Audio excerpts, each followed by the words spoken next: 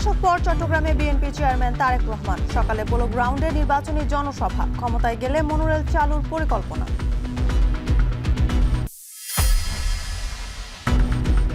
প্রতিবেশী দেশের খবরদারি চায় না জামায়াত। উত্তরবঙ্গের 4 জেলায় সমাবেশে দলের আমির। জোটে লেবার পার্টি যোগ দেয় 11 দলীয় ঐক্য।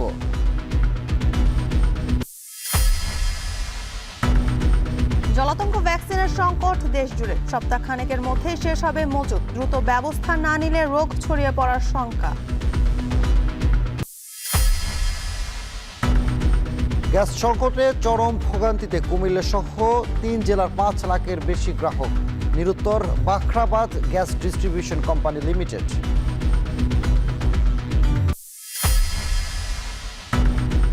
পরবর্তী সিরিজে জাতীয় দলে খেলায় বিবেচনায় থাকবেন সাকিব আল হাসান, জানালো বিসিবি। বাংলাদেশের বদলে বিশ্বকাপের সুযোগ পেল স্কটল্যান্ড।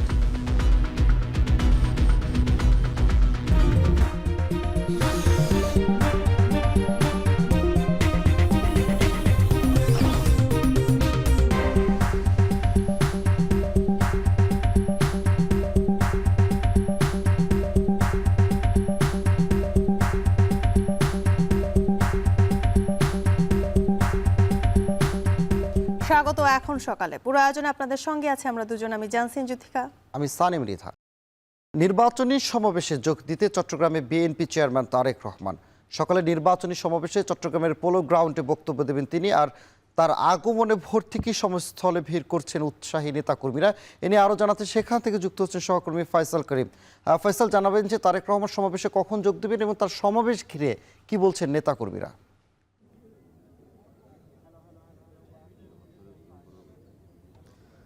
আমরা যেটি জানি 2 দশক পরে চট্টগ্রামে এসেছেন তারেক রহমান এবং তার যে আগমন সেটিকে ঘিরে আমরা দেখেছি গতকাল বিকেল থেকেই বাঁধ ভাঙা উচ্ছ্বাস ছিল নেতাকর্মীদের। তিনি যখন বিমানবন্দরে নামেন তখন সন্ধ্যা 7:30। তবে তারও আগে থেকে আমরা দেখেছি বিমানবন্দর এবং যে সড়ক দিয়ে তিনি হোটেলে এসেছিলেন, র্যাডিসন ব্লু হোটেল, সেই হোটেলের সড়ক জুড়ে কিন্তু নেতাকর্মীদের উচ্ছ্বাস উদ্দীপনা। এবং তিনি যখন নামেন তখন কিন্তু একেবারে পুরো সড়ক তাকে স্বাগত জানায় যারা চট্টগ্রামের বিএনপি নেতাকর্মী আছেন। এবং আমরা এখনও দেখছি আজকের সমাবেশের স্থলে একেবারে ভোর থেকে বিভিন্ন প্রান্ত থেকে ছুটে এসেছেন চট্টগ্রামের বিএনপি নেতাকর্মী এবং অনেকেই কিন্তু রাতে এখানে পোলো গ্রাউন্ডে ছিলেন এবং তার জন্য প্রস্তুত করা হয়েছে বিশাল একটি মঞ্চ।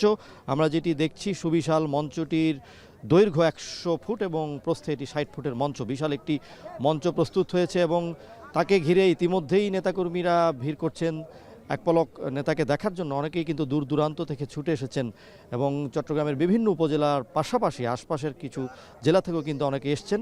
এবং আমরা যেটি জানি যে আসলে এই সমাবেশকে নির্বিঘ্ন করতে বেশ কয়েকদিন ধরে প্রস্তুতি নিয়েছে বিএনপি নেতৃবৃন্দ এবং এই সমাবেশ যাতে দূর দূরান্ত থেকে কিংবা শহরের অন্যান্য প্রান্ত থেকেও সবাই যুক্ত হতে পারেন সেই জন্য কিন্তু পুরো নগরী জুড়ে 200টি মাইক এবং 10টির মতো এলইডি স্ক্রিন কিন্তু বিভিন্ন স্থানে বসানো হবে এবং মাঠ ছাপিয়ে যে উপস্থিতি সেই উপস্থিতি যাতে নির্বিঘ্নভাবে সমাবেশে আসতে পারে সেই ধরনের প্রস্তুতি নেওয়া হয়েছে। এবং সব মিলিয়ে নেতারা বলছেন যে এই সমাবেশে তারা 10 লক্ষাধিক লোকের সমাগম ঘটাবেন এবং এই সমাবেশকে ঘিরে যে উৎসাহ উদ্দীপনা সেটি কিন্তু অনেকেই আসলে বলছেন যে আসলে তাদের মধ্যে এক ধরনের প্রেরণা দেবে, যারা তৃণমূলের নেতা আছে তাদের এক ধরনের দিক নির্দেশনা দেবে। অর্থাৎ প্রত্যেকেই কিন্তু বিভিন্ন আশা নিয়ে এখানে এসেছেন।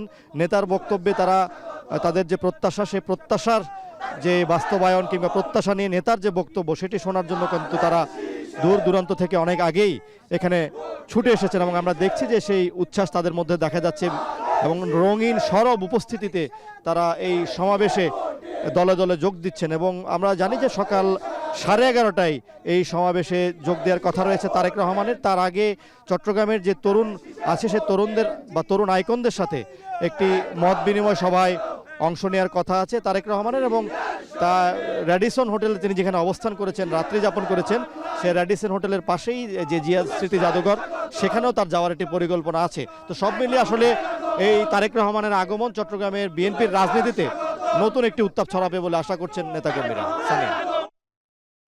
চট্টগ্রামের নির্বাচনী জনসভায় যোগ দেবেন তারেক রহমান, সে খবরই জানাচ্ছিলেন সহকর্মী ফয়সাল করিম। এদিকে 20 বছরের বেশি সময় পর শনিবার রাতে চট্টগ্রামে আসেন তারেক রহমান। নির্বাচনী প্রচারণায় অংশ নিতে দলীয় প্রধান হিসেবে এবার পোলো গ্রাউন্ড মাঠে মহাসমাবেশে বক্তব্য রাখবেন তিনি। গেল রাতে নেতাকর্মীদের বাঁধ ভাঙা উচ্ছ্বাসের স্রোত ঠেলে চট্টগ্রাম শাহ আমানত বিমানবন্দর থেকে রেডিসন ব্লু হোটেলে আসেন তিনি। সকাল 11:30টায় সমাবেশে যোগ দেবেন তারেক রহমান। বিস্তারিত প্রতিবেদনায়। হাত নেড়ে নেতাকর্মীদের উচ্ছ্বাসের জবাব দিচ্ছেন বিএনপির চেয়ারম্যান তারেক রহমান। তাকে বহনকারী সেই আলোচিত বাস ঘিরে স্লোগান আর অভিবাদনের জোয়ার। ঢাকা থেকে তাকে বহনকারী বিমান শনিবার সন্ধ্যা 7:30টায় চট্টগ্রামে অবতরণ করে। সেখান থেকে দীর্ঘ ভিড় ঠেলে বাসে করে রাত 8:45টায় রেডিসন ব্লু হোটেলে পৌঁছান তিনি। রোববার সকালে নির্বাচনী জনসমাবেশে অংশ নেবেন তিনি। এর আগে সকালে জিয়া স্মৃতি জাদুঘর পরিদর্শন ও তরুণদের সাথে এক মতবিনিময়ে অংশ নেয়ার কথা রয়েছে তার। শুধু বিএনপি নেতা কর্মী না, সাধারণ মানুষও তারেক রহমানকে এক বছর দেখার জন্য ব্যাকুল হয়ে আছে। আমরা ঈদের মতো উৎসব নিয়ে আমরা দাঁড়িয়ে আছি এখনো রেডিসন ব্লুর সামনে। আমরা নেতাকে দেখবো। তারেক জি এখন এবারে আসছে, আই কেন দেখা করি বললো স্যার। নেতাকর্মীরা জানান, বন্দর নগরীতে তারেক রহমানের আগমন তাদের নতুন স্বপ্ন দেখাচ্ছে। তাকে দেখতে নগরীর বিভিন্ন এলাকার পাশাপাশি দূর দূরান্ত থেকে ছুটে এসেছেন অনেকে। আমরা ওনার একটু দেখার জন্য অনেকক্ষণ ধরে এখানে দাঁড়িয়েছিলাম, দেখেছি অবশ্য। সব নেতারা এখানে আছেন। আজকে সৌভাগ্য হয়েছে আলহামদুলিল্লাহ, এবং আশা করি আগামী দেশ নায়ক তারেক রহমান উনি নির্বাচনে জয়যুক্ত হয়ে ভালোভাবে দেশ চালাতে পারবে। নেতাদের আশা, এবারের সমাবেশে অন্তত 10 লক্ষাধিক মানুষের সমাগম হবে। চট্টগ্রামের সমাবেশ শেষে রোববারই বিকেলে ফেনী ও কুমিল্লায় 2টি সমাবেশে যোগ দেবেন তারেক রহমান। পরে ঢাকা ফেরার পথে নারায়ণগঞ্জে সমাবেশ করবেন তিনি। এখন চট্টগ্রাম। মেট্রো রেলের রক্ষণাবেক্ষণ, পরিবহন খরচ সহ অন্যান্য বিষয়ে ব্যয়বহুল হওয়ায় বিএনপি ভবিষ্যতে মনোরেলের পরিকল্পনা করছে। এতে খরচ কমে আসবে। শনিবার দুপুরে গুলশানে তরুণদের সাথে মতবিনিময়ে একথা বলেন বিএনপির চেয়ারম্যান তারেক রহমান। এ সময় আরও বলেন, উন্নত বিশ্বের সাথে তাল মিলিয়ে শিক্ষা, স্বাস্থ্য, পরিবহন সহ সব খাতকে আমূল পরিবর্তনের পরিকল্পনা রয়েছে বিএনপির। সাব্বির রোজের প্রতিবেদন। এলাকায় কোনো খেলার মাঠ নেই, যে 2-1টা আছে সেগুলো বন্ধ করে রাখে। ফ্যামিলি কার্ড, কৃষক কার্ড সহ 11টি বিষয়ের উপর 1 মিনিটের এমন রিল তৈরি করেছেন সারা দেশের 2,500 প্রতিযোগী। আগামীর বাংলাদেশ নিয়ে জনগণের ভাবনার প্রস্তাবকে রাষ্ট্র গঠনের প্রক্রিয়ায় যুক্ত করার লক্ষ্যেই এই আয়োজন বিএনপির। রিল প্রতিযোগিতায় বিজয়ী 10 জনের সাথে শনিবার দুপুরে রাজধানীর গুলশানের বিচারপতি শাহাবুদ্দিন পার্কে মতবিনিময় করলেন বিএনপি চেয়ারম্যান তারেক রহমান। সঙ্গে ছিলেন তার মেয়ে ব্যারিস্টার জাইমা রহমান। ঘণ্টাব্যাপী আলোচনায় উঠে আসে শিক্ষা, স্বাস্থ্য, পরিবহন, নারী নিরাপত্তা, বেকারত্ব নিরসন, প্রবাসীদের জন্য সুযোগ সুবিধা বাড়ানো সহ দেশের কাঠামো পরিবর্তনের নানা বিষয়। গভর্নমেন্ট ফর্ম করলে আমরা education ministry, cultural ministry, science and technology ministry and sports ministry, এই 4টাকে আমরা একটা টিম করে কাজ করব। মোটামুটি 12 মাসের মধ্যে 10 মাস বাচ্চাদের আমরা কাজ করে আপনি পড়ালেখাটাকে আমরা একটু ফান হিসাবে নিয়ে আসতে চাচ্ছি, ইজি করে আনতে চাচ্ছি। তরুণদের সঙ্গে আলোচনায় দেশের বিভিন্ন খাত নিয়ে বিএনপির পরিকল্পনা তুলে ধরেন তারেক রহমান। বললেন, মেট্রো রেল ব্যয়বহুল, তাই মনোরেল দিয়ে ঢাকার বিভিন্ন প্রান্তকে যুক্ত করার পরিকল্পনা আছে বিএনপির। ক্ষমতায় গেলে স্যাটেলাইট শহর গড়ে তোলার কথা বলেন তারেক রহমান। আমরা যদি এই সিটিগুলোকে ঘিরে স্যাটেলাইট টাউন বানাতে পারি, তাহলে হবে কি, ওখানে খরচ যেহেতু কম হবে, ওখানে যেহেতু স্কুল ফ্যাসিলিটি, চিকিৎসা, হেলথ ফ্যাসিলিটি, এগুলোও বিল্ড আপ করবো আমরা, সিকিউর থাকতে যাওয়া যায়, খরচ কম হলে তখন আমরা ধরে নিতে পারি, যেটা আমরা দেখেছি পৃথিবীর অন্যান্য দেশে যারা এখন করেছে, তারা ওই জায়গায় চলে যায়। দেশকে এগিয়ে নিতে দেশের সব নাগরিককে তাদের নিজ নিজ জায়গা থেকে অবদান রাখার আহ্বান জানান তারেক রহমান। আমরা এই জিনিসটাকে একটু অর্গানাইজ করতে চাইছি। সাব্বির রোজ, এখন ঢাকা। শেকড় উপড়ে ফেলে ইনসাফের ভিত্তিতে দেশ পরিচালনার প্রতিশ্রুতি দিলেন জামায়াতের আমির ডাক্তার শফিকুর রহমান। শনিবার বগুড়ায় নির্বাচনী সমাবেশের পর গাইবান্ধার পলাশবাড়িতে জামায়াত আমির হুঁশিয়ারি দেন, প্রতিবেশী দেশের কোনো খবরদারি দেখতে চায় না জামায়াত। পরে সিরাজগঞ্জ ও পাবনায় জনসভায় জামায়াতের আমির বলেন, নারীদের জন্য শতভাগ নিরাপত্তা ও কাজের পরিবেশ নিশ্চিত করা হবে। হাসিব বিল্লার প্রতিবেদনে বিস্তারিত।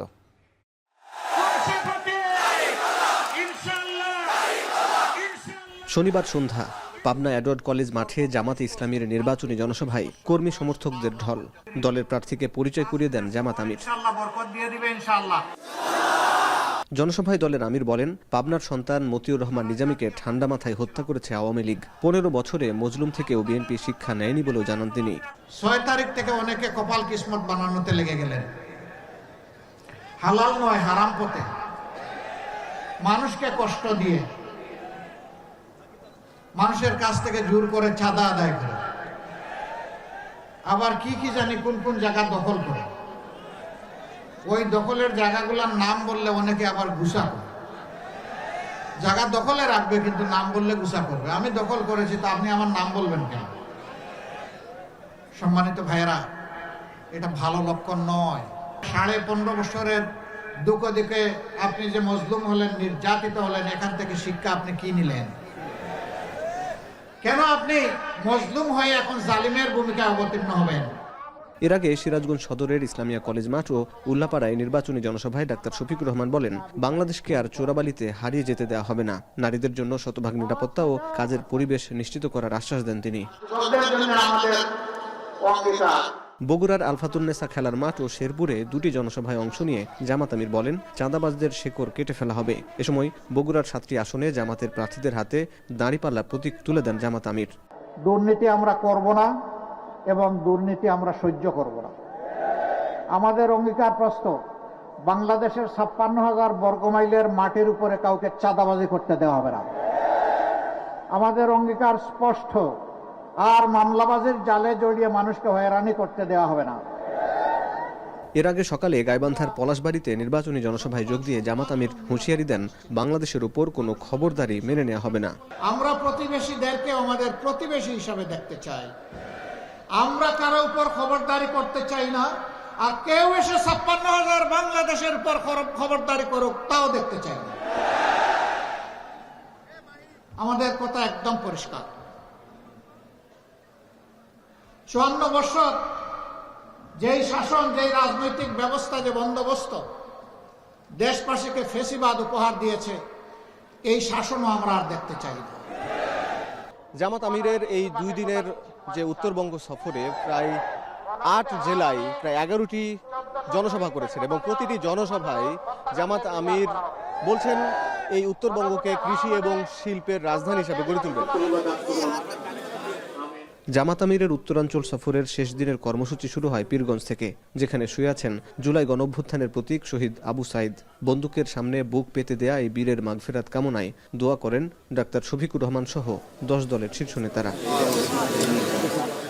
আবু সাইদের দেখানো পথে বৈষম্যমুক্ত মানবিক রাষ্ট্র গঠন করার আশা করেন জামাত আমির।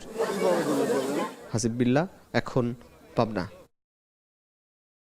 জামায়াতে ইসলামের নেতৃত্বাধীন নির্বাচনী জোটে যোগ দিয়েছে লেবার পার্টি। এতে করে 10 দলীয় জোট পরিণত হলো 11 দলীয় ঐক্য জোটে।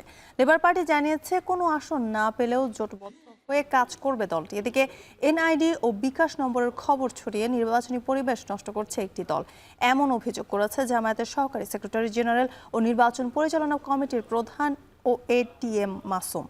শনিবার সন্ধ্যায় সংবাদ সম্মেলনে এমন অভিযোগ করেন তিনি। বলেন, জামায়াতকে নিয়ে একটা দলের শীর্ষ নেতার বক্তব্য আপত্তিজনক।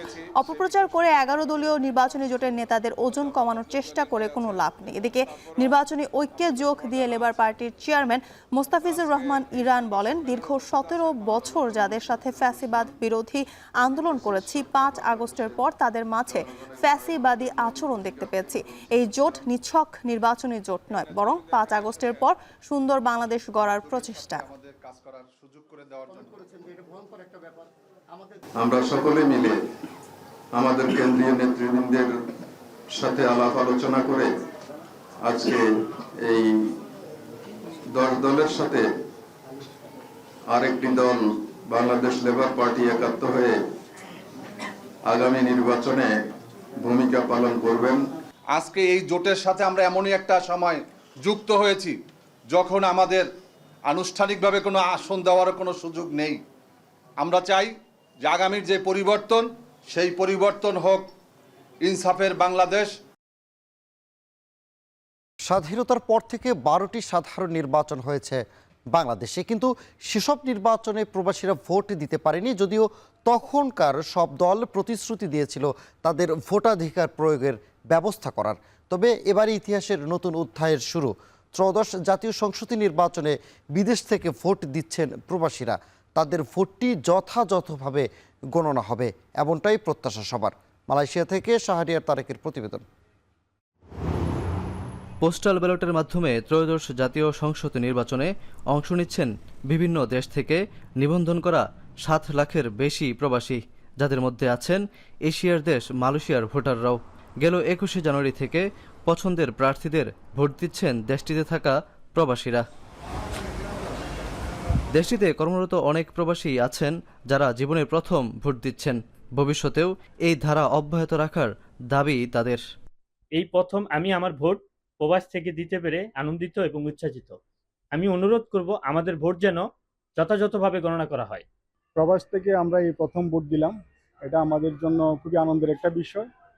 প্রবাস থেকে ভোট দিতে গিয়ে আমাদের কোনো সমস্যা হয় নাই। আমাদের নিজ নিজ ঠিকানায় আমাদের পোস্টাল ব্যালটে এসে পৌঁছেছে। পোস্টাল ব্যালটে ইতিহাসের নতুন অধ্যায়ের অংশ হতে চেয়েও প্রযুক্তিগত জটিলতায় নিবন্ধন করতে পারেননি অনেকেই। আমার খুব ইচ্ছা ছিল ভোট দেওয়ার, আমার এনআইডি কার্ডের ছবি নেয় না, এই জন্য ভোট দিতে পারি নাই। বাংলাদেশ নির্বাচন কমিশনের তথ্য অনুযায়ী নির্বাচনে ভোট দিতে মালয়েশিয়ায় পোস্টাল বিডি অ্যাপে নিবন্ধন করেছেন 84,292 জন প্রবাসী। বিশ্লেষকদের মতে এই উদ্যোগ প্রবাসীদের রাজনৈতিক অন্তর্ভুক্তি বাড়াবে এবং গণতন্ত্রকে আরও শক্তিশালী করবে। শাহরিয়ার তারেক, এখন মালয়েশিয়া। গণতন্ত্রের সকল আন্দোলন সংগ্রাম এবং সর্বশেষ 24 জুলাই গণ অভ্যুত্থানে নারীর অংশগ্রহণ ছিল অভাবনীয়। সোচ্চার নারীর কারণে সফলতা অর্জিত হয়েছে সকল ক্ষেত্রে। অধিকার বাস্তবায়নের পাশাপাশি নতুন বাংলাদেশ গড়ার লক্ষ্যে আসন্ন ত্রয়োদশ জাতীয় সংসদ নির্বাচন নিয়ে উপকূলীয় নারীর রয়েছে অংশগ্রহণের প্রত্যাশা ও গুরুত্বপূর্ণ ভাবনা।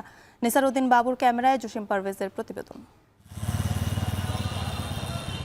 প্রায় 150 বছরের গৌরবের ইতিহাসের ধারক আধুনিক পটুয়াখালী ৩,২২১ বর্গ কিলোমিটার আয়তনের এই জেলা নারী অগ্রগতির সঙ্গে পরিণত হয়েছে পর্যটন ও বাণিজ্যিক শহরে। আসন্ন জাতীয় সংসদ নির্বাচনে রাজনৈতিক দল এবং স্বতন্ত্র 24 জন বৈধ প্রার্থী নির্বাচনমুখী হয়ে উঠেছে। ষাটোর্ধ্ব কোহিনুর বেগম আর্থিক সংকটে জীবন কেটে যাচ্ছে কোনো রকমে। যোগ্য নেতা ও সরকার নির্বাচনে ভোট ভাবনায় কোহিনুরদেরও রয়েছে ভিন্নতা। আমাকে যে সাহায্য সহযোগিতা করবে এই ধরনের সরকার আমরা চাই। ব্যালট পেপার দেখিয়া পছন্দ হইলে যেটা পছন্দ হইবে দিতে।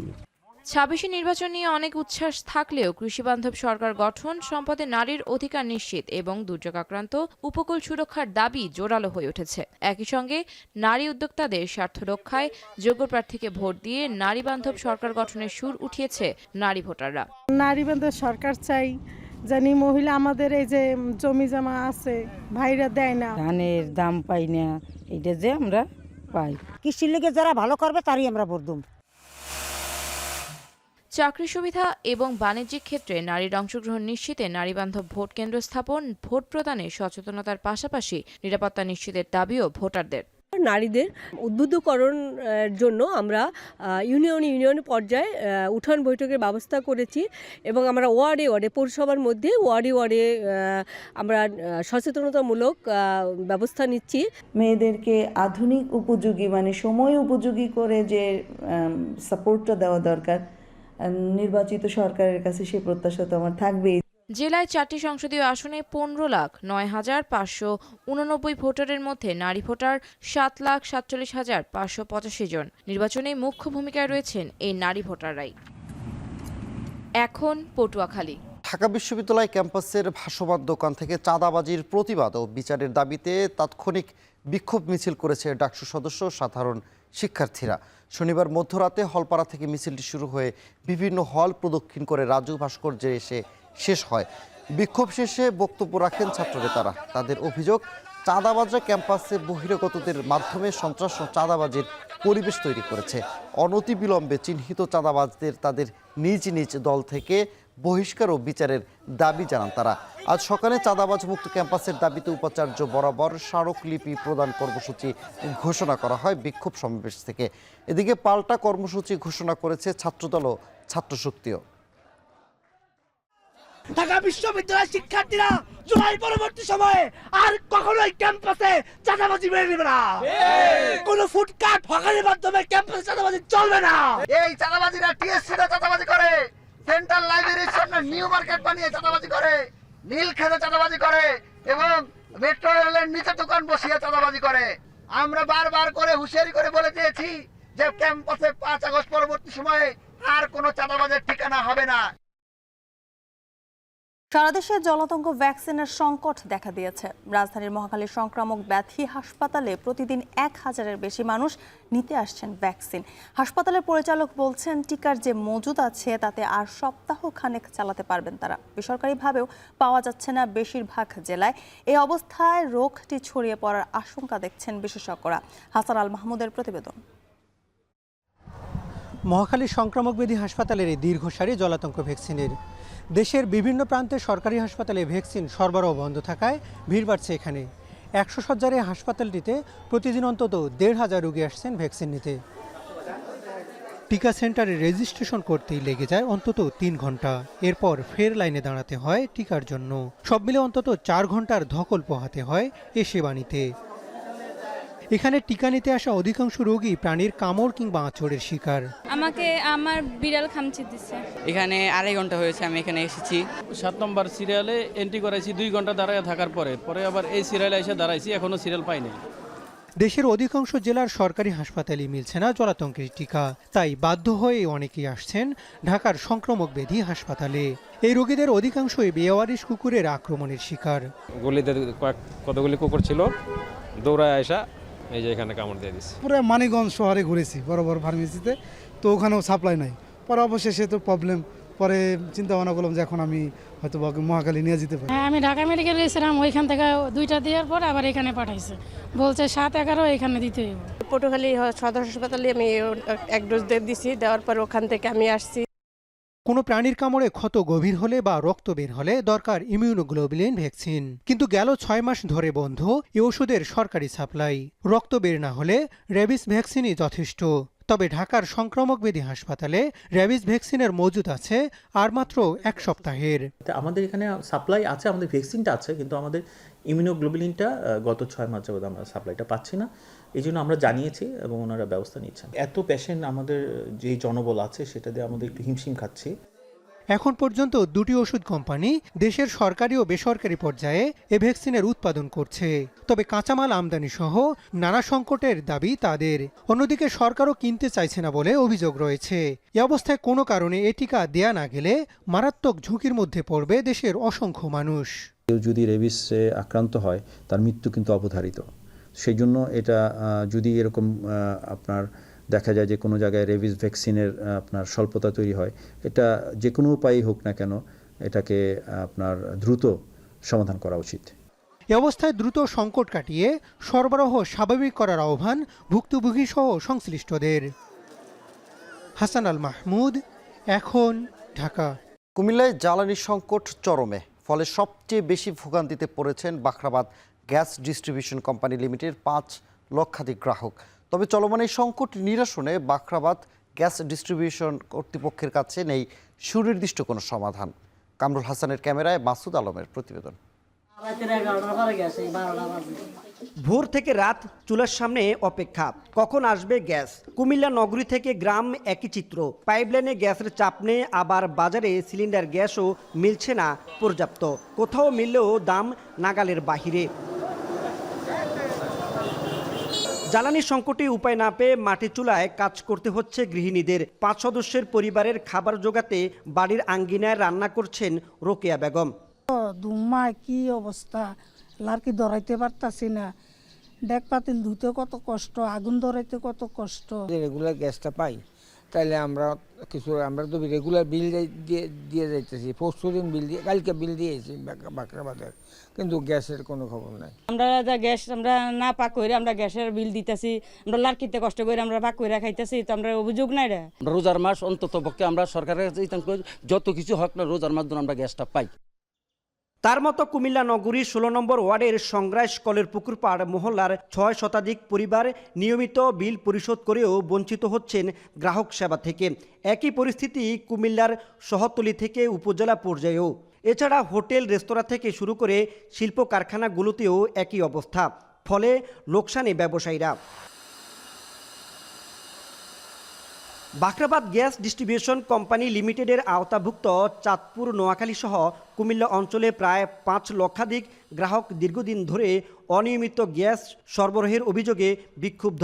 অন্যদিকে কুমিল্লার সড়ক মহাসড়কের ফিলিং স্টেশনগুলোতে পরিবহনের জ্বালানি এলপিজির সংকটও চরমে।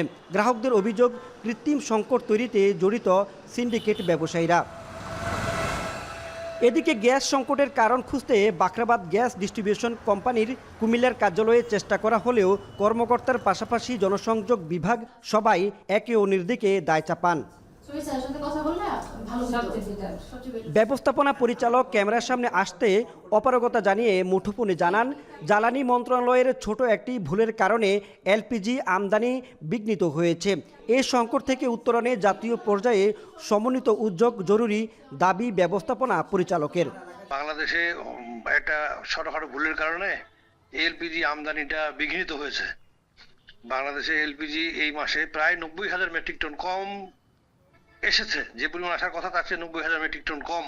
তো এটা যদি এমন হতো যে আমাদের সিস্টেমে লিকেজ নাই, আমাদের সিস্টেমে তাপমাত্রা হিটার আছে, আমরা পর্যাপ্ত পরিমাণ গ্যাস দিতে পারতেছি, তাহলে দেখা যেত যে আপনারা যতই নেন তাও চাপ ঠিকই থাকতো। কিন্তু এখন যেহেতু আমাদের কিছু লিকেজ আছে, আমরা হিট দিতে পারতেছি না, এবং আমরা সিস্টেমে আমাদের যা দরকার তার চেয়ে গ্যাস কম আছে, যার জন্য যখন সবাই নেওয়া শুরু করলো তখন দেখা গেলো যে কোনো এলাকায় আছে, কোনো এলাকায় নাই, কেউ পাচ্ছে কেউ পাচ্ছে না, এইরকম হয়ে যাচ্ছে ব্যাপারটা আর কি।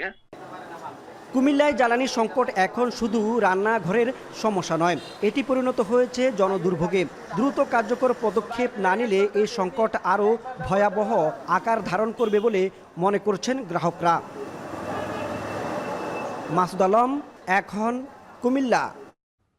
বরিশালে মৃতপ্রায় একটি খাল পুনঃখননের মধ্য দিয়ে কৃষিখাতে সৃষ্টি হচ্ছে নতুন সম্ভাবনা। প্রায় 6,000 একর জমিতে উৎপাদন হবে একাধিক ফসল, একই সঙ্গে কমবে জলাবদ্ধতা। এতে খুশি কৃষক ও স্থানীয় বাসিন্দারা। তবে কিছু অবৈধ স্থাপনা খাল খননে বাধা সৃষ্টি করায় সেগুলো অপসারণের দাবি জানিয়েছে সুশীল সমাজ। আর কর্তৃপক্ষ বলছে দ্রুত এসব সমস্যার সমাধান করা হবে।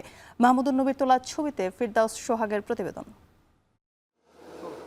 বরিশালের কীর্তনখোলা নদীর পূর্ব পারে চরকাউয়া ইউনিয়ন, যেদিকেই চোখ যায় কেবল পানির উপর ভাসছে শুধুই কচুরিপানা।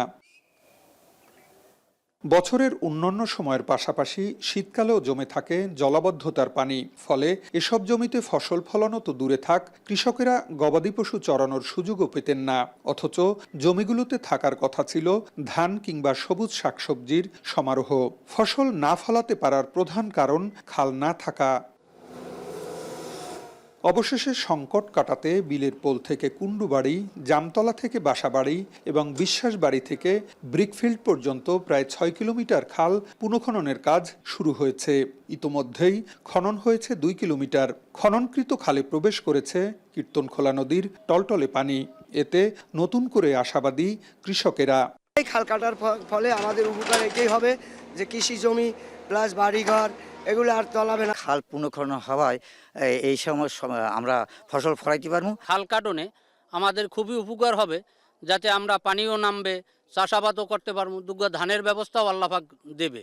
একটি খাল 30 ফুট প্রস্থ ও 9 ফুট গভীর, আরেকটির গভীরতা একই হলেও প্রস্থ 36 ফুট। ভেকু মেশিনের সাহায্যে দ্রুতগতিতে চলছে খনন কাজ। তবে বিগত সরকারের সময় খালের কিছু অংশে গড়ে ওঠা অবৈধ স্থাপনায় কাজের গতি ব্যাহত হচ্ছে বলে জানায় সুশীল সমাজের প্রতিনিধিরা। প্রশাসনের কাছে অনুরোধ জানাই, সরকারের কাছে আমাদের উদাত্ত আহ্বান, দ্রুত ফ্যাসিস্টদের অবৈধ স্থাপনাগুলো খাল থেকে অপসারণ করে খালের স্বাভাবিক প্রবাহ ফিরিয়ে আনতে পারলে কৃষির বিপ্লব ঘটবে, কৃষকরা লাভবান হবে। খাদ্য উৎপাদন বাড়ানোর লক্ষ্যে কৃষি মন্ত্রণালয়ের অধীনে বাংলাদেশ কৃষি উন্নয়ন কর্পোরেশন বা বিএডিসি এই প্রকল্প বাস্তবায়ন করছে। চরকাউয়া এলাকায় স্বনির্ভর খাল প্রকল্পের আওতায় প্রথম ধাপে 2 কিলোমিটার খনন করা হচ্ছে বলে জানায় প্রকল্পের পরিচালক। আমরা এখন খালটাগুলো পুনঃখননের উদ্যোগ নিয়েছি, যার ফলে জমিগুলো 3 ফসলের আওতায় আসবে। এতে কৃষি উৎপাদনও যেমন বৃদ্ধি পাবে, তেমনি এলাকার মানুষের আর্থসামাজিক অবস্থার উন্নয়ন ঘটবে। 2024-25 অর্থ বছরে বিএডিসির বরিশাল, ভোলা, ঝালকাঠি ও পিরোজপুর অঞ্চলের সেচ উন্নয়ন প্রকল্পে পুনঃখনন করা হয়েছে 160 কিলোমিটার খাল, নির্মাণ করা হয়েছে 180 কিলোমিটার ভূগর্ভস্থ সেচ নালা এবং 8টি সৌরচালিত সেচ ব্যবস্থা। এতে ব্যয় হয়েছে প্রায় 50 কোটি টাকা। ফসলের উৎপাদন বাড়াতে পানি দরকার, কিন্তু সময় মতো প্রয়োজনে পানি পাওয়া যাচ্ছিল না। অন্যদিকে বর্ষার সময় কিন্তু সৃষ্টি হচ্ছিল জলাবদ্ধতার। এই বাস্তবতায় এই খাল পুনঃখনন করা হয়। বরিশাল বিভাগের 6 জেলায় এরকমের প্রায় 3000 কিলোমিটার খাল খনন করা প্রয়োজন বলছেন সংশ্লিষ্টরা। তাহলে এ এলাকার কৃষি উৎপাদন বাড়বে, অর্থনীতি ত্বরান্বিত হবে। ফেরদাউস সোহাগ, এখন বরিশাল। এবার আন্তর্জাতিক প্রসঙ্গ। যুক্তরাষ্ট্রের মিনেসোটায় ফেডারেল এজেন্টদের গুলিতে আবারও এক ব্যক্তি নিহতের ঘটনায় রণক্ষেত্র মিনিয়াপলিস শহর। মাত্র 17 দিনের ব্যবধানে এটি ফেডারেল এজেন্টদের হাতে দ্বিতীয় কোনো নাগরিক হত্যার ঘটনা। এ নিয়ে প্রেসিডেন্ট ডোনাল্ড ট্রাম্প এবং মিনেসোটা অঙ্গরাজ্যের প্রশাসনের মধ্যে শুরু হয়েছে নজিরবিহীন বাকযুদ্ধ। উত্তল রাজপথ নিয়ন্ত্রণে টিয়ার গ্যাস ও সাউন্ড গ্রেনেড ছুড়ছে আইন শৃঙ্খলা বাহিনী। বিস্তারিত জানাচ্ছেন আব্দুল আহাদ। শনিবার সকালে মিনিয়াপলিসের রাজপথ তখনও বরফে ঢাকা। ঠিক তখনই এক চাঞ্চল্যকর অভিযানে নামে ফেডারেল বর্ডার পেট্রোল এজেন্টরা। সামাজিক যোগাযোগ মাধ্যমে ছড়িয়ে পড়া ভিডিওতে দেখা যায় এজেন্টদের সাথে তর্কে জড়িয়ে পড়া এক ব্যক্তিকে অন্তত 6 জন মাস্ক পরা এজেন্ট ঘিরে ধরে মারধর করছেন। ধস্তাধস্তির এক পর্যায়ে গুলিতে ঘটনাস্থলেই মৃত্যু হয় 37 বছর বয়সী ওই ব্যক্তির। শহরটির পুলিশ ডিপার্টমেন্ট জানিয়েছে নিহত ব্যক্তি একজন আমেরিকান নাগরিক এবং তার কোনো অপরাধমূলক রেকর্ড নেই। তার কাছে অস্ত্র বহনের বৈধ পারমিট ছিল বলেও নিশ্চিত করেছে police. This is a 37-year-old white male who is a Minneapolis resident and we believe he is an American citizen. We have not been told any official reports of what has led up to the shooting, but we have seen the video that is circulating on social media. তবে federal সংস্থা ডিএইচএসের দাবি ভিন্ন। তাদের অভিযোগ ওই ব্যক্তি একটি handgun নিয়ে কর্মকর্তাদের ওপর হামলার চেষ্টা করেছিলেন। এই ঘটনার পরপরই মিনিয়াপলিস জুড়ে বিক্ষোভ ছড়িয়ে পড়ে। হাজার হাজার মানুষ রাস্তায় নেমে ফেডারেল এজেন্টদের শহর ছাড়ার আলটিমেটাম দেয়। বিক্ষোভকারীদের ছত্রভঙ্গ করতে ছড়া হয় tear gas. This is a moment to act like a leader. Put Minneapolis, put America first in this moment. Let's achieve peace. Let's end this operation, and I'm telling you, our city will come back. Safety will be restored. এই ঘটনাকে কেন্দ্র করে এখন উত্তপ্ত আমেরিকার রাজনীতি। President Donald Trump social মিডিয়ায় নিহতের বন্দুকের ছবি পোস্ট করে আইনশৃঙ্খলা বাহিনীর এই অ্যাকশনকে বৈধতা দিয়েছেন। একই সাথে মেয়র ও গভর্নরকে বিদ্রোহ উস্কে দেওয়ার অভিযোগে অভিযুক্ত করেছেন তিনি। পাল্টাপাল্টি হুঙ্কার দিয়েছেন মিনেসোটার গভর্নর টিম ওয়ালসও। গভর্নর বলেন এটি স্রেফ হত্যাকাণ্ড। এই ঘটনার তদন্ত ফেডারেল সরকার নয়, বরং রাজ্য সরকার করবে বলেও হোয়াইট হাউসকে কড়া ভাষায় জানিয়ে দিয়েছেন তিনি। এর আগে গত 7 জানুয়ারি রেনি গুডস নামে 37 বছর বয়সী এক নারী একইভাবে আইস এজেন্টদের গুলিতে প্রাণ হারিয়েছেন। 3 সপ্তাহেরও কম সময়ের ব্যবধানে এই বয়সী আরেক নাগরিকের এই মৃত্যু শহরবাসীর ক্ষোভকে চরম পর্যায়ে পৌঁছে দিয়েছে। পরিস্থিতি এতটাই বেগতিক যে নিরাপত্তার খাতিরে শহরের এনবিএস বাস্কেটবল ম্যাচ স্থগিত করা হয়েছে। আব্দুল আহাদ, এখন যুক্তরাষ্ট্র। যুক্তরাষ্ট্রের বিকল্প হিসেবে ইউরোপীয় ইউনিয়নের সঙ্গে মুক্তি বাণিজ্য চুক্তি স্বাক্ষরের পথে এগোচ্ছে ভারত। এরই মধ্যে এটিকে মাদার অফ অল ডিলস হিসেবে অভিহিত করেছেন বিশ্লেষকরা। এছাড়াও বর্তমান ক্রমবর্ধমান ভূ রাজনৈতিক জটিলতার মধ্যে এই চুক্তিটি ইতিবাচক হবে বলে মনে করেন তারা। এটি বাস্তবায়ন হলে দুই পক্ষের প্রায় 200 কোটি মানুষের মুক্ত বাজার তৈরি হবে। বিস্তারিত অর্ণব প্রসাদের প্রতিবেদনে। শুল্ক বাণে বিশ্বকে কোণঠাসা রাখতে ব্যস্ত মার্কিন প্রেসিডেন্ট ডোনাল্ড ট্রাম্প। কখনো ইউরোপ, কখনো ভারত। ট্রাম্পের অতিরিক্ত শুল্ক আরোপের হুমকি থেকে বাদ যাচ্ছে না কোনো দেশই। গেল বছরে রাশিয়া থেকে জ্বালানি কেনার জেরে ভারতীয় পণ্যে 50% শুল্ক বসায় ট্রাম্প প্রশাসন। এছাড়া সম্প্রতি গ্রিনল্যান্ড ইস্যুতে ইউরোপের 8 দেশের ওপর অতিরিক্ত 10% শুল্ক আরোপের হুমকিও দেন মার্কিন প্রেসিডেন্ট। পরে অবশ্য ন্যাটো মহাসচিবের সঙ্গে বৈঠকের পর সিদ্ধান্ত থেকে সরে আসেন ট্রাম্প। শুল্ক ইস্যুতে যুক্তরাষ্ট্রের ক্রমাগত হুমকির মুখে এবার ইইউ এর সঙ্গে মুক্ত বাণিজ্য চুক্তি স্বাক্ষরের পথে এগোচ্ছে ভারত। এরই মধ্যে নয়াদিল্লির আমন্ত্রণে ভারত সফরে এসেছেন ইউরোপীয় কমিশনের প্রেসিডেন্ট উর্জুলা ভন ডার লায়েন ও কাউন্সিলের প্রেসিডেন্ট আন্তোনিও কস্তা। সোমবার ভারতের ৭৭তম প্রজাতন্ত্র দিবসের অনুষ্ঠানে প্রধান অতিথি হিসেবে অংশ নেবেন তারা। এছাড়া 3 দিনের ভারত সফরে নরেন্দ্র মোদীর সঙ্গেও বৈঠক করবেন ইইউ প্রতিনিধি দল। সবকিছু ঠিক থাকলে আগামী 27 জানুয়ারি 20 বছর ধরে ঝুলে থাকা ইইউ ভারত মুক্ত বাণিজ্য চুক্তি স্বাক্ষর করবে দুই পক্ষ। এরই মধ্যে সম্ভাব্য চুক্তিটিকে মাদার অফ অল ডিলস হিসেবে উল্লেখ করেছেন বিশেষজ্ঞরা। তারা জানান এটি স্বাক্ষর হলে ইউরোপের গাড়ি ও ওয়াইন এবং ভারতের ইলেকট্রনিক্স, টেক্সটাইল ও রাসায়নিক শিল্প নতুন বাজারে প্রবেশের সুযোগ পাবে। India certainly, European Union is a big trading partner, and any agreement, any arrangement that deepens the trade relationship between the two sides. এছাড়া বিশ্লেষকদের অভিমত, ভারত বিশ্বকে বার্তা দিতে চাইছে তাদের অর্থনীতি শুধু যুক্তরাষ্ট্রের ওপর নির্ভরশীল নয়। বর্তমানে বিশ্বের 4র্থ বৃহত্তম অর্থনীতির দেশ ভারত। ইউরোপ চায় ভারতের ক্রমবর্ধমান বাজারে নিজেদের শক্তিশালী অবস্থান গড়তে। বিবিসি জানায় দুই পক্ষ এক হলে প্রায় 200 কোটি মানুষের মুক্ত বাজার তৈরি হবে। 2025 সালে ভারত ইউরোপে প্রায় $76 বিলিয়ন পণ্য রপ্তানি করে, বিপরীতে আমদানি করে $62 বিলিয়ন পণ্য। তবে সম্ভাবনার বিপরীতে রয়েছে কিছু সংশয়, কেননা নয়াদিল্লি কৃষকদের স্বার্থ রক্ষায় কৃষি ও দুগ্ধজাত পণ্যকে চুক্তি থেকে বাইরে রাখতে চায়। অন্যদিকে ইউরোপ পরিবেশ সুরক্ষার কথা বিবেচনা করে কার্বন ট্যাক্স চালু করেছে, যা ভারতের ক্ষুদ্র ও মাঝারি শিল্পের ওপর বাড়তি চাপ তৈরি করতে পারে। অর্ণব প্রসাদ, এখন বিশ্ব। ইরান অভিমুখী মার্কিন নৌবহর পাঠানোর পর সম্ভাব্য সংঘাতের শঙ্কায় মধ্যপ্রাচ্য ফ্লাইট বাতিলের সিদ্ধান্ত নিয়েছে বেশ কয়েকটি ইউরোপীয় এয়ারলাইন্স। এদিকে নতুন করে তেহরানের তেলবাহী জাহাজের উপর নিষেধাজ্ঞা দিয়েছে যুক্তরাষ্ট্র। অন্যদিকে তুর্কির পররাষ্ট্রমন্ত্রীর দাবি, ইরানে হামলার সুযোগ খুঁজছে ইসরায়েল। আরও জানাচ্ছেন সতীর্থ কর্মকার। আগামী কয়েকদিনের মধ্যে মধ্যপ্রাচ্যে পৌঁছাবে মার্কিন বিমানবাহী রণতরী ইউএস আব্রাহাম লিঙ্কন এবং বেশ কয়েকটি গাইডেড মিসাইল ধ্বংসকারী জাহাজ। নাম প্রকাশে অনিচ্ছুক যুক্তরাষ্ট্রের শীর্ষ কর্মকর্তাদের এমন বক্তব্য সামনে আসার পর মুখ খোলেন ডোনাল্ড ট্রাম্পও। দাভোস থেকে ফেরার পথে জানান, তেহরানের গতিবিধি নজরে রাখতে পাঠানো হয়েছে মার্কিন নৌবহর বা আর্মাডা। এর জবাবে ইরানের বিপ্লবী গার্ড জানায়, ওয়াশিংটনকে পাল্টা জবাব দিতে বন্দুকের ট্রিগারে আঙুল দিয়ে রেখেছে তাদের যোদ্ধারা। এবার অর্থনৈতিক দুরবস্থায় জর্জরিত ইরানকে অর্থনৈতিকভাবেই কাবু করার পথে যুক্তরাষ্ট্র বিশ্বের অন্যতম তেল রপ্তানিকারক দেশটির 9টি তেলবাহী জাহাজের ওপর নিষেধাজ্ঞা আরোপ করেছে মার্কিন ট্রেজারি ডিপার্টমেন্ট। শুক্রবার এক বিবৃতিতে ট্রেজারি সেক্রেটারি স্কট বেসেন্ট অভিযোগ করেন, ভিনদেশে তেল রপ্তানির জন্য শ্যাডো ফ্লিট বা ছদ্মবেশী নৌযান ব্যবহার করে তেহরান। এই নিষেধাজ্ঞার সঙ্গেও ইরানের সরকার বিরোধী বিক্ষোভের যোগসূত্র টেনেছে যুক্তরাষ্ট্র।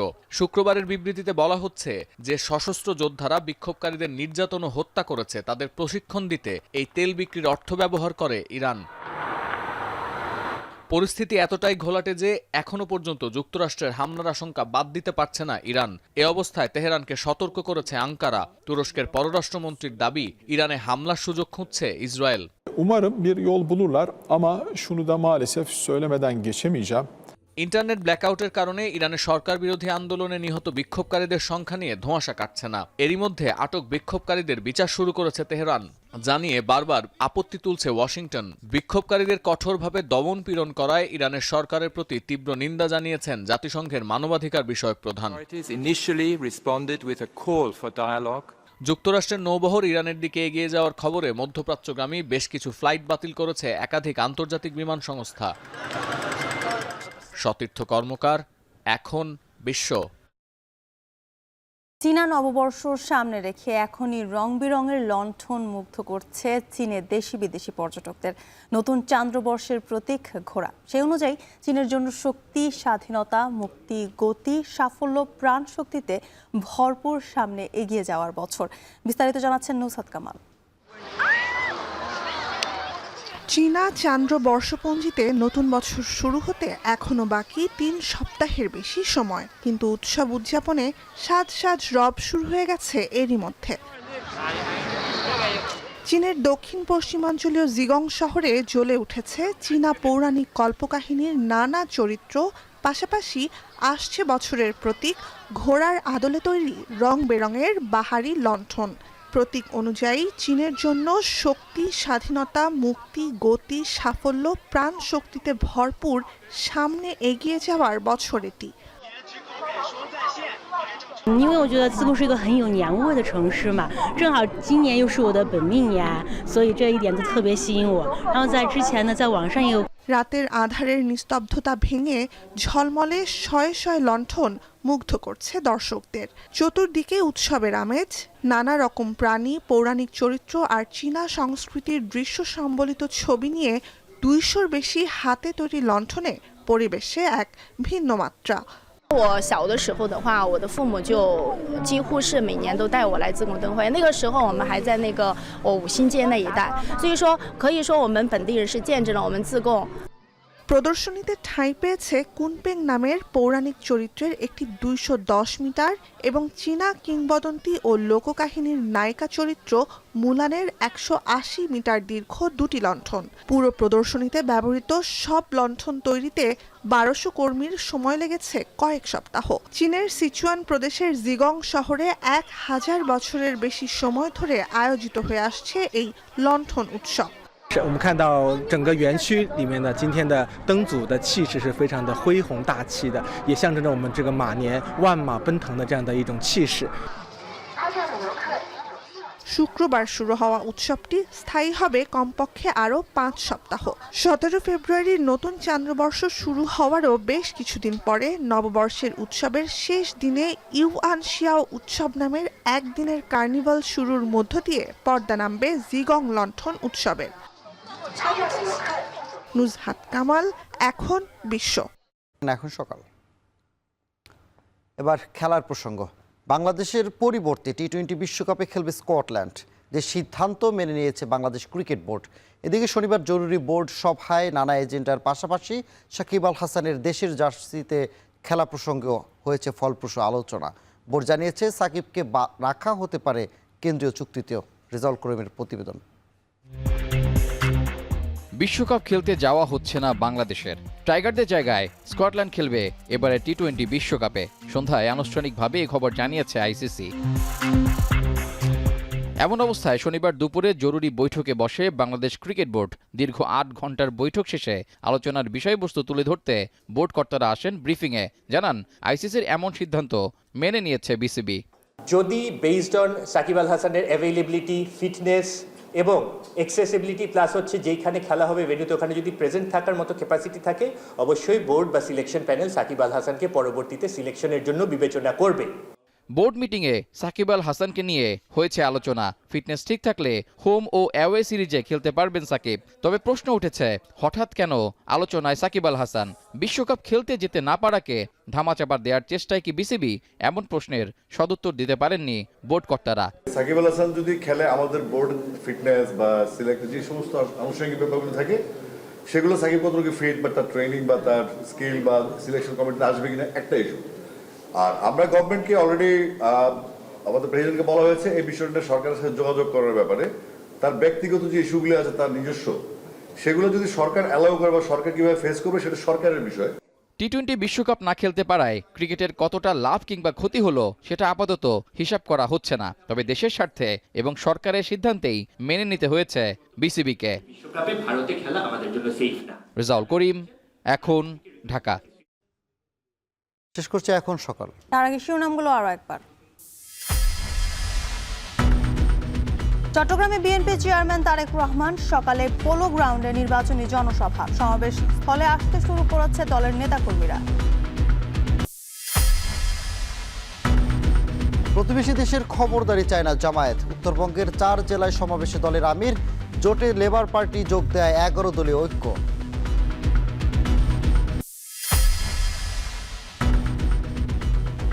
জলাতঙ্ক ভ্যাকসিনের সংকট দেশ জুড়ে, সপ্তাহখানেকের মধ্যেই শেষ হবে মজুদ, দ্রুত ব্যবস্থা না নিলে রোগ ছড়িয়ে পড়ার শঙ্কা।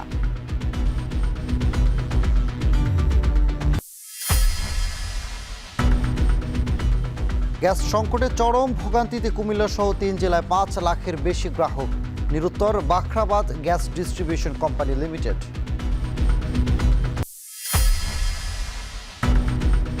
পরবর্তী সিরিজে জাতীয় দলে খেলায় বিবেচনায় থাকবেন সাকিব আল হাসান, জানালো বিসিবি। বাংলাদেশের বদলে বিশ্বকাপে সুযোগ পেল স্কটল্যান্ড।